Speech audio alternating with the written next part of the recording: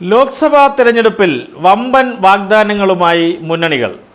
India മുന്നണി വിജയിച്ചാൽ petrol വില 75 രൂപയും ഡീസൽ വില 65 രൂപയുമായി കുറയ്ക്കുമെന്നും വാഗ്ദാനം. ഒപ്പം നീറ്റ് പരീക്ഷ ഒഴിവാക്കുന്നതിനും UCC CAA ഒഴിവാക്കുമെന്നും വാഗ്ദാനങ്ങളിലുണ്ട്. കൂടാതെ ഗവർണർ പദവി കളയും.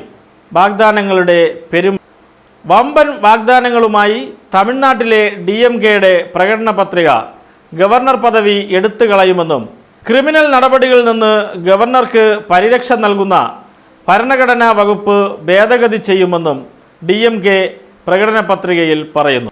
ഇന്ത്യ മുന്നണി വിജയിച്ചാൽ പെട്രോൾ വില 75 രൂപയും ഡീസൽ വില 65 രൂപയുമായി കുറയ്ക്കുമെന്നാണ് പ്രധാന വാഗ്ദാനം. ഒപ്പം നീറ്റ് പരീക്ഷ ഒഴിവാക്കുമെന്നും UCC CAA എന്നിവ നടപ്പിലാക്കില്ലെന്നും സ്റ്റാലിൻ പറയുന്നു.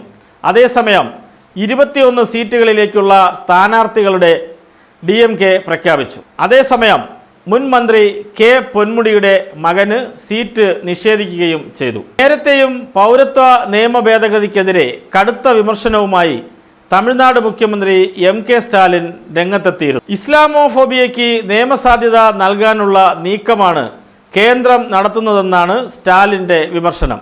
രാജ്യത്തെ മതേതര ഭരണഘടനയെ നശിപ്പിക്കാനാണ് മോദി ശ്രമിക്കുന്നതെന്നും CAA ഭരണഘടനാ വിരുദ്ധമാണെന്നും തമിഴ്നാട് മുഖ്യമന്ത്രി കൂട്ടിച്ചേർത്തു.